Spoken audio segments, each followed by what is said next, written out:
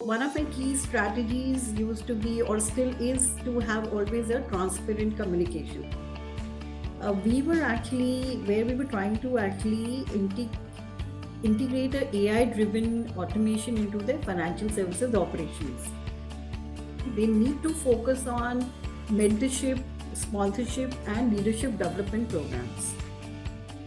It has to be embedded as part of the, as I said, corporate DNA.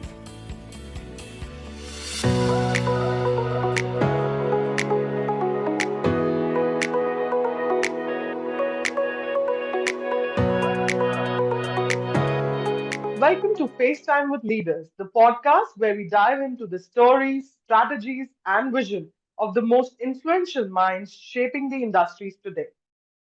I'm your host, Charu Mehra, and today we're excited to have a remarkable leader with us.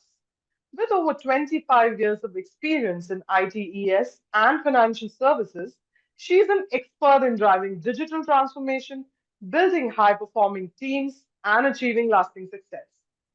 From spearheading major initiatives to fostering excellence, her leadership has set new industry standards.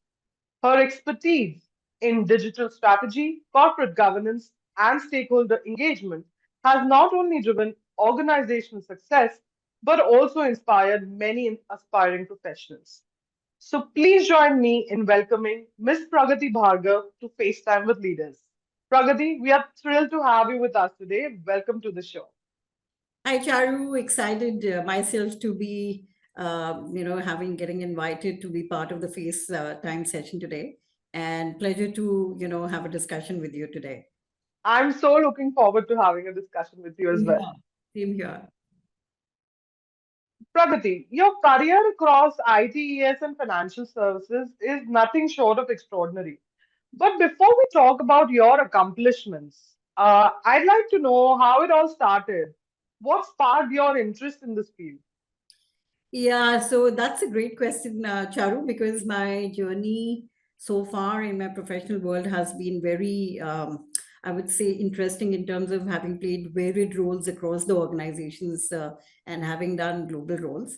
Mhm. But I believe from the very beginning of my career, I've been deeply fascinated by the intersection of, the business strategy and technology. And Right. my journey started in the financial services sector, Mhm. where initially I was exposed to financial services marketed across, your asset management, insurance, Right. and largely my Right. role was around business development. So Mhm. working with organizations like Templeton Asset Management, ICC Lombard, or GE Capital really Mhm. me, build a strong foundation, I would say, in my strategic thinking and stakeholder Mhm. management. Right. However, I think the real, and it's an accidental stuff, the real turning point came when I moved into ITS sector. And this is Okay. only by accident, actually. But my Mhm. transition into companies like Wipro, HCL, Cognizant, etc., was Mhm. largely driven by the desire to leverage technology to Right. solve complex business challenges. And Mhm. I think I was particularly quite fascinated, in terms of looking at what would I say, the I think the digital word itself kept on, challenging me, or Challenge. Mhm. it kept on, give intrigue, that curiosity to know about Right. getting Right. sector really helped me draw to the digital transformation as well as corporate governance. And Right. I believe these areas, I see them as, at that time I saw them as having immense potential to Mhm. drive impactful change. So that's Right. that Right. whole journey of IT is started. However, early on, I had mentors who Mhm. emphasized the importance of adaptability and resilience. And Right. I remember rather one defining experience was leading large scale transitions in outsourcing at Wipro, where Right. I learned the value of complex, uh, what do you say, structured business, I would say Right. structured problem solving, and also Mhm. cross functional collaboration, which is very important. Right. Important. when you're working in a matrix organization per se. Right. And Right. I think these early lessons shape my leadership approach. Mm-hmm. That one still holds, right, which is rooted in strategic foresight, your execution is excellence, and then of course Right. in unwavering commitment to innovation. But I think I've been very fortunate to have gotten different roles across the organizations, Right. both on the front end side, back end side, Mm-hmm. which helped me understand the business nuances better. And then Mm-hmm. coupled with my techno-functional skills, it was I was able to basically look at the business and the technology side by Technology. side, and of course, Right. global exposure added Mm-hmm. cherry to the cake. So I've been very Right. Right. fortunate so far. That's really nice to hear. It's truly inspiring and fascinating to know how those early experiences usually, they set a stage for a transformative career, which you really had. And it's really, you know, inspiring to know that you had that curiosity to know more about things and you took those steps to make you reach where you are today. Yeah, I think it's just that I think this or the you can say that tech spark was always with me from while the you would find a lot of women not so much, not they never used to be tech savvy so much earlier. Right, I think I right. already have this spark. So, Pragati, you've had, great experiences in financial services, ITES, and technology, and you've also led corporate planning and governance as a global head at Birlasoft. So, throughout your career, you might have come across challenges while aligning cross-functional teams and managing competing priorities. How did you navigate those complexities? Yeah, I think it's again a great question, and I think this is very relevant for people like myself who have been working with large organizations and in a Right. structure, because the I would say the geo aspect of it, the different Mm-hmm. business aspect of it, corporate functions, effect of it, all plays Right. a role. So it was definitely challenging, but I Mm-hmm. believe leading large scale transformations, especially with the companies I did in, even now with HCL Right. or even Birlasoft, requires a very structured yet flexible approach. Approach. Hmm. So one of my key strategies used to be or still is to have always a transparent communication. So you want to Right. make sure that every stakeholder, be it at a leadership level, or it's your sales organization or delivery Right. specialist or corporate functions, they Hmm. all understand the why behind the transformation that can help Absolutely. you drive the alignment to for what you're doing that transformation for. Right. Very Right. important. It's not like a secret project that you typically do behind the doors because management Right. asked you or it's one of the strategic initiatives. So I think Hmm. transparent communication is very important, Charu. The other thing is, you would also, I also follow very critical, I would say, principle that I follow is also around the agility in execution, which is Right. very, very imperative. So, for example, Hmm. at Birlasoft, I was responsible for corporate planning and governance. I used to lead that. And Okay. I had basically introduced a governance framework at that Hmm. time that actually enabled or helped in proactive risk management and agile Right. decision making. Right. This approach actually helped streamline the competing priorities Hmm. while ensuring that teams remain focused on long-term strategic goals. So it's very important. Right. You may want to have everybody do their best in terms of what they are running as part of Right. the transformation program, but at the Hmm. meantime you have to be rooted to what the organization goal is all about, Goes up. Hmm. what Hmm. you're doing this transformation work for. Right.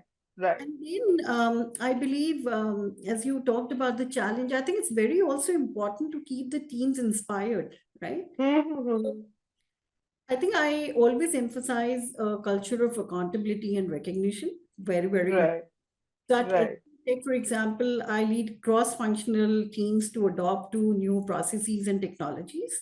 Hmm. And by fostering a sense of, the ownership and recognizing at all the levels, it's not just, Right. you want to recognize only at Right. the middle or Right. upper Right. level, but I think at all the levels, I think many a times we were able to drive true transformation even in challenging environments. So Right. those are, few things that I keep in mind, including, as I mentioned, transparent communication, agility in your execution, and culture of accountability and recognition. I think that really helps you to encounter some of these challenges and have a Right. smooth run. Right. So yeah, I mean it's really inspiring approach, Pragati, and it's clear that your leadership played a key role in Birlasoft's success by keeping team aligned and motivated during tough times. That's truly impressive. Also, when you said transparency, one thought that comes to mind is that if you're transparent and if people know why they are doing something, they also feel that they are part of the Their sense of organization. belonging. They're Yeah, part of, yeah, the sense of belonging, which yeah, in turn then motivates them to do their, job well. So yeah, it's absolutely. like a cycle. Yeah, I mean, I think that's what people look at, Charu. At the end of the day, we all look for recognition. Absolutely. Hard work and, achievements and milestones is one part of it, but then, Right. if your recognition is due, then that whole purpose get diluted. Absolutely. Absolutely. Okay. With your experience in such dynamic and diverse global environment, how has your leadership style evolved? How do you ensure that the strategic decisions that you make resonate across different cultures while still maintaining a unified organization direction? Well, that's, I think, a very important and critical question you have asked me, Charu. And this is something we have to keep in at the back of our mind every time you're running with a large, global transformation. So, Right. for me, having worked in large organizations, throughout, and with the global presence of these organizations like global MNCs, Right. always, I would say, conscious of the balance between global strategy but Mhm. local execution. Very important. Okay. Wow. So Right. one approach that has been invaluable, I have learned, throughout these years after driving a lot of transformation and strategic initiative programs is localized stakeholder management is what we have coined it, right? So Right. very Right. important. So for instance, while you know, leading strategic initiatives at Cognizant or, let's say Wipro or even HCL, Mhm. especially Mhm. Cognizant, HCL, and Birlasoft, Right. I ensured that the strategic decisions were not just dictated from top down, right? But at the same time, they're not dictated, but you want to make sure that you get they're shaped by rather the insights by the local stakeholders. Local thing. Very, Mhm. very important. Local Right. stakeholders in the sense the regional leaders we are referring. Right. Right. And this allowed us or still allows us to adapt strategies, right, Mhm. while maintaining the organization alignment. Very important. Right. Because Right. your strategies can get defined or get refined basis what the regional inputs are, because they know the Absolutely. market nuances better, they Better. know their challenges better, they know how. Absolutely. But at the same time, you want to make sure that these are stitched together, which gets Right. aligned to the organizational Organization goals, for goals. what you're driving these transformation programs or strategic initiatives for. Right. So then the other thing I think which is very important, Charu, is the what I coin it as, I basically follow is a cultural intelligence. Okay. Mhm. So what it Mhm. really basically means is you are actively listening to diverse teams, because Right. globally uh, everybody has a little different set of cultures, the ways of working, Absolutely. etc. Right. So it always helps you to, I think, understand and learn more about their, what they have to see, what challenges are they facing, etc. Right. Right. Right. Then understanding also the market specific challenges. It's not just the Mhm. people, but actually the people. business challenges as well, because Right, we may be sitting at one place, but we don't know what kind of European Union related regulations, our European teams are facing, across right, right, right. where we have presence, right? So it's Mm-hmm. important to understand the what do you say, the market specific challenges, and then adopting leadership styles to fit your different context. You have to be agile to that extent that your leadership style also at times force fit into that Right. scenario, Mm-hmm. dealing with larger transformations initiative.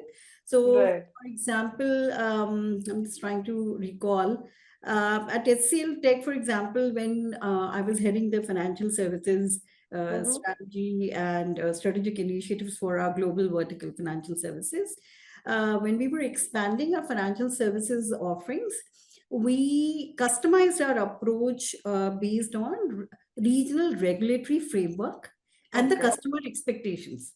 And that Okay. really helped us yield very good results in terms of building Mm-hmm. our sales pipeline and all of that, because Right. every country has so many regulations, especially in financial Absolutely. services sector, that you have to be Right. Right. cognizant of, and you have to, at the end of the day, do some customization for what you are building for the clients, and also understand their expectations. Right. Right. North America market, for example, is very different from Europe, and Europe market and North America market is very different than Asian market. Yes. So I just like to say that, uh, you, so your leadership style has been really inspiring. Like you are open to accept that there are differences, and then there will be cultural differences, market differences, and also working towards those differences so that the end goal, that is the organizational goal, the transformation, uh, whatever the project is about, is completed successfully. Yeah, absolutely, Charu. You summarized it very well. And I tell you, I'm very fortunate to have got that global experience also, So, Right, right. not many people get that. And I've been moving around. I was also, I worked in US for a few years. I Mm-hmm, think mm-hmm. that also make you more, I think, conscious about the fact that this is one of the critical things, aspect of, the cultural nuances that you have to keep in mind Right, in some right, of these right. things. Pragati, we know that digital transformation is more than just technology. It's about reimagining new opportunities for customers. And you have been at the forefront of utilizing these technologies to enhance customer experiences. So I'd like to know, was there any standout moment or a project that you led which made a tangible difference to your client, and what it meant to you as a leader for driving that change? Yeah, absolutely. So I think there are many instances, Charu, because Sure. the technology is evolving or is so dynamic, right? Every day you have a new technology that you have to learn and see how it can help, not only better your people's productivity and the ways they work, Right, also what is the right. output it is really resulting in for your clients, uh, Hmm. in terms of the revenue, or let's say their TAT or customer satisfaction, etc. Right, right. So I remember this is sometime back when all your somehow that initial AI phase had just started, right? So I Right, right. remember when for one of the most, I think one of the largest global bank, we were working on some of their programs, Hmm. and we were actually where we were trying to actually integrate a AI driven automation into their financial services operations. Right. And the objective of that whole program for AI led automation was to enhance the customer experience Hmm. by reducing their, the back end processing time and increasing the Right. efficiency of the bank people who were actually doing that operations or was Operations. working on that process, right? Right, right. Now, in any transformation, especially, I am in a IT services space where earlier, I'm saying outsourcing or not more than outsourcing, but anything that you want to do as a change was always, used to get resisted because Yes, women don't have that psyche to look for change. When change. change is always constant, we don't Right. realize that, right? So Absolute. Right. the key challenge in that program was the resistance to change, and particularly from the operations team who were accustomed to their traditional processes, right? Right. Right. What Right. we did was to address this, we implemented a phase transformation approach. So we Hmm. said, "Okay, let's start with small scale automation Right. before we before scaling it, across the global teams. Right. That really helped us, and the results were actually remarkable. So if I look at the numbers, I think that time it gave us 30% reduction in processing Wow. time. Okay, Wow. Wow. improved compliance, which is very imperative, and Right. of course enhanced customer satisfaction, which was one of Absolutely. the. Absolutely. Now, I think what was really important in particularly for me, besides the team who was working on that program with me, was I think beyond the numbers, I think what made this experience fulfilling was that to see how employees embrace that digital Change. tools, right? Once Right. they saw Right. that tangible benefit, Right. Right. I think that initial resistance and all just vanished after they saw that, it is making them more efficient. It is not taking, Right. giving better results Right. to the client. Right. So that's how, it was. But I think for me, it kind of reinforced my belief that Mm-hmm. true digital transformation is not just about technology, okay? Absolutely. But Right. what you said about reimagining the possibilities for both the employees and the customers. And the customers. Right. True, true. And it's such a great example that you've given, Pragati. And it's really incredible to hear how you transform challenges like, something can be an internal challenge as well, but you transform it into an opportunity and delivered real value to the customers. So that's really great. Absolutely. And in today's world, you're seeing everybody is very curious about AI. It's not because, Yes, people are saying your jobs will not be there, but they're trying to say, hey, how can I work smarter better. with Right, AI and right, work with AI, actually, right, right, making right, sense, right. right? So this So, one is my favorite question of the lot, It's about gender equality. And often we've seen that discussions about gender equality in the workplace center around representation. But I'm sure there are much more to building a truly inclusive environment. So from your perspective, we'd like to know what cultural or structural shifts do organizations need to make to ensure that equality extends beyond just numbers and it becomes a tangible experience for all? so Charu, you have touched on a very sensitive subject, That's and it is very close to my heart. So right, I will not go overboard to, basically speak what others typically say. But right. I think while representation is important, uh, Hmm. I would say truly inclusive requires cultural and structural shift both. I'll Right. explain to you in a bit what I mean. So Hmm. let's say one of the biggest gap that I still see. I think things are really improving thanks to Right. IT services, more women leaders, coming in and joining Coming up. Hmm. positions, and especially with respect to the global capability centers. You see, Right. Right. mostly a lot of women are the heads of these global. But I Oh, would say that the biggest gap I have observed all through these years is the lack of equitable access to leadership opportunities. oh my God. Yes. Yes. And it is very, very important. I mean, and it's a very, as I said, sensitive thing even to me now. So Right. one of the Right. biggest gaps I've seen. And I think the organization must go beyond hiring diverse talent, right? Okay. They need to focus on mentorship, sponsorship, and leadership development programs. Just Right. Right. showing a number that you're hiring a diversity candidate just doesn't help. You have Hmm. to also then mentor and sponsor them when, Absolutely. and that's how the Absolutely. women leaders will come into the limelight and they'll be offered leadership opportunities. Right, right. So this is very important. At HCL and even let's say in Cognizant, I actively championed, these mentorship programs Mm-hmm. and exclusively for women in particular.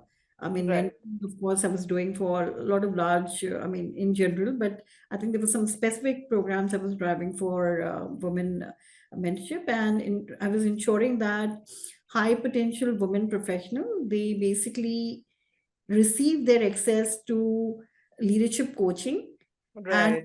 functional exposure, very important. Mm-hmm. Because what Mm-hmm. happens is a lot of them either are in corporate functions like HR, Right. finance, and all, or they are technical, Mm-hmm. right? So Right, they right. don't get those opportunities. In Or fact, they can be in training. exactly in Yeah. LNP.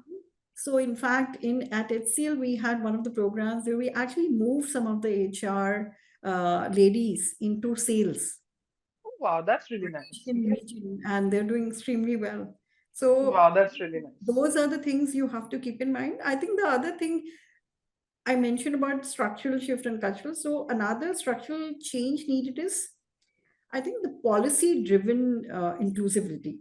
And what I mean by Okay. that is this includes your flexible work arrangements Mm-hmm. and your unbiased hiring practices, Right. okay, and equal pay policies. I think Right. wishful thinking, but that policy driven inclusivity maybe in the future will, if not to us right now, maybe will help thousands The and coming generations. Yeah, yeah. coming generation if you're able to. And I think one of the important things which I foresee, and I don't know why it is not, even if it is there or people have started to do, is measuring and reporting and I would say inclusive metrics. And that should be the standard part of your corporate governance. Right, right, right, You right. see what you're doing on some of these, structural and cultural fit, and report it out to the board of directors. Or, Board of directors. but I still feel ultimately an inclusive workplace is built when organizations, I think, they need to move beyond, just token representation Tish. and Absolutely. foster a culture where every individual feels valued, heard, and empowered. I think that is very important. So Right. my Wow. take on gender equality. Wow, that's a compelling perspective, Pragati, and it truly highlights the need of the hour, and that is to build workplaces where equality isn't just a goal but a reality. And the examples, the methods that the organizations can follow, you've laid out a few examples very, clearly, and they are doable if, organizations want to. Yeah, So, I yeah, feel very strong about it because I wish we had so much of mentorship or sponsorship right, or leadership development programs available to us right. when we were in our When you were careers, starting, right, right, starting or right. even mid careers, right? I mean, Absolutely, and absolutely. so I think it's a learning that you want to pass on and see that others benefit, from it. Pragati, you've had an impressive and accomplished career, and we're curious about what's next for you. Mhm. What future goals are you most excited about, and what kind of legacy do you hope to create as you look to the future? So, Charu, there are no per se, I would say, defined goals or the next steps, right? Because as Right. I've been fortunate to have got to work in different varied roles, across the organizations at management level, at Mm-hmm. global markets, etc. So that way, I think I'm just enriching every time I'm, doing something new. And Right, right. taking digital transformation programs and all are very exciting because that Mm-hmm. helps you also learn about how you are also, helping your organizations, move forward. with whatever improvements you're doing through these technologies embedded with, Right. your processes. But to answer to your question, as I look ahead, um, I'm deeply passionate about shaping strategic transformation at an Mm-hmm. industry level. Okay. Okay. And the future of digital business is evolving rapidly, as we all know. Right. Right. And I aspire to contribute to policy making, governance Mm-hmm. work, and even industry-wide digital adoption strategies as That's right. I move ahead. So that is Right. one of the objective as I move ahead in my careers. The other one is the mentoring the next generation of leaders, Mm-hmm. as I mentioned Right. in the prior question. That's another priority, because throughout my career, while I've been still lucky, I benefited from some good mentorship, uh, Mm-hmm. as such, especially after my mid career.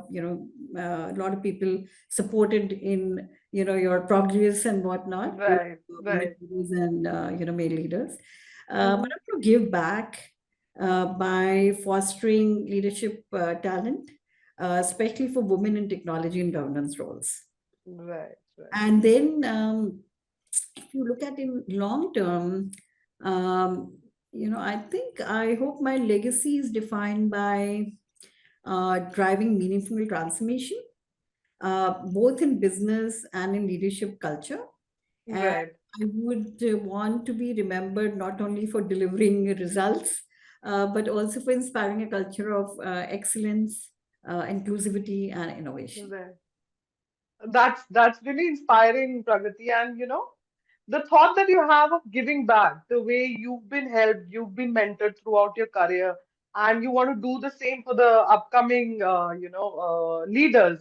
So that's a really great thought, and it's a powerful reminder of, the significance of a visionary leadership. And we hope that whatever the way you've excelled so far in your career, whatever you do in the future, you excel in that as Thank you, Charu. But yeah, I mean, there's more. And I think one of the other things, which after so many years of learnings and experience with varied roles and all, besides what I mentioned, is I just wanted to add on is to, maybe look at getting onto the boards, because uh, they need people like us who come from well. the Absolutely. diverse background, and especially Right. in things like, governance, digital Mm-hmm. transformation, Mm-hmm. whether it's in terms of GTM, etc. So, besides my other advisory, assignments that I aspire for, I think this is also one of the things that I would love to be part of, given the experience that I have. And I'm sure you'll be excelling in that as well. Thank you, Charu. So, Pragati, you know that ESG principles are becoming increasingly important across industries. In your view, why do you think that it is essential for businesses to prioritize ESG? And any steps that you can suggest the organization can take to get started? Sure, Charu. So while I'm still learning more about it, I feel Mm-hmm. ESG is no longer a compliance requirement. It's a Absolutely. strategic imperative first. Right. Right. And I would say organizations that prioritize ESG are better positioned for long-term resilience, brand Mm-hmm. trust, and financial performance. So Right. Right. I think one of the days where people are still thinking that because it's a some international phenomena which is happening, we should also have it. But I think Happen. organizations which are taking this very seriously, like at HCL, we are committed to it, and there's a lot going on. Right. ESG. But I feel a practical way to start is embedding ESG into corporate governance for that matter. Mm-hmm. Right. Right. And companies should establish clear accountability, uh, Right. ensuring that sustainability and ethical practices are not just initiatives but integral into the decision making process. Right. Right. Right. So that way, I think that sense of ownership becomes more towards ESG for organizations, the CXOs, etc. Right. The Mm-hmm. lower. I think the another step is which is I was just thinking, since again technology transformation, another step is leveraging technology for sustainability. So, for example, Right, right, your AI and analytics can be used to track your carbon footprints, optimize right. resource Mm-hmm. utilizations, and also drive ethical supply chain practices and many others. Absolutely, I think absolutely. technology can have a really good play in ESG to drive this even deeper. Uh, Right, right, but at right. broader level, I believe ESG needs to be embedded into corporate DNA and Mm-hmm. with leadership driving accountability from the top down. So that Right, has right. to be mandatory. It should not be left as a good to have kind of a scenario. Like a tick in the box. Exactly. Yeah, right. So yeah, I mean, your view is very clear and actionable, and you correctly said that technology can really help drive this as a core practice instead of just a compliance issue. Yeah, and it really emphasizes how organizations can begin start small and but create a significant impact through ESG. Absolutely. And there are many initiatives. In fact, if you really look at many organizations, even if they're starting from their global facilities and all having, the Right, green buildings, etc., a lot of things are happening. But I think right. it has to be embedded as part of the, as I said, corporate DNA, and has to basically flow top down to make sure that everybody imbibe this practice of being, contributing to this, Right, the key things we have. right, right. Pragati, as someone who has recently, joined the Directors Institute, what motivated you to join, and how do you see this experience contributing to your professional growth and leadership perspective? Absolutely, Charu. So I think, firstly, before I share my perspective of why I joined, I think my more learning about, what really the whole thing about, what you really do in a board environment when you Right, the right. etc. I think I gained a lot of information through some Mm-hmm. webinars and I had joined, and I had no clue this is could be another good career opportunity one could explore. Right, It's right. looking at your advisory and other consulting assignments later when you'd like to Mm-hmm. hang your boots from formally from corporate world, but getting into something different. So Right, right, that is what made me more curious about the program. However, I would say my decision to join Directors Institute was driven by also, basis my commitment to enhance corporate governance and strategic leadership. right, right. Because I did mention to you having played different roles around governance, digital Mm-hmm. transformation. Mm-hmm. These were two areas, I'm quite passionate about. And Right. having led governance and risk management initiatives in organizations like, HCL, Cognizant, Birlasoft, etc. Mm-hmm. I also recognize the increasing importance of a strong board leadership Right. business landscape, which is much required, I would say. Mm-hmm. So, Mm-hmm.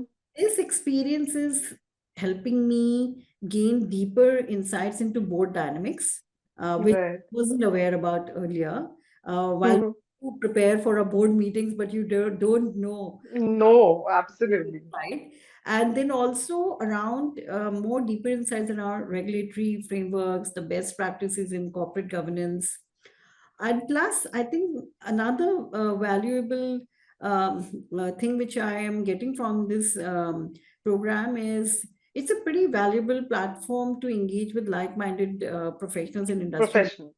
right? So Mm-hmm. it's also helping you learn from them, network. Right. So it is kind of broadening your, learning as well. Besides, of course, learning more about, corporate governance and other topics. And Right. I think looking ahead, I see this experience shaping my role as a strategic leader, not just within organizations, but also in advisory and board level contributions, Correct. like driving ethical and sustainable business transformations. Right, right, right, right, right. So So it's that's really great to hear, Pragati. I'm sorry, you were saying something? I said, so it's been a great journey so far. I think I've just, kind of as I mentioned to you, and I think one more important part of this program is the Hmm. international corporate governance also that you are, Okay. learning, which Hmm.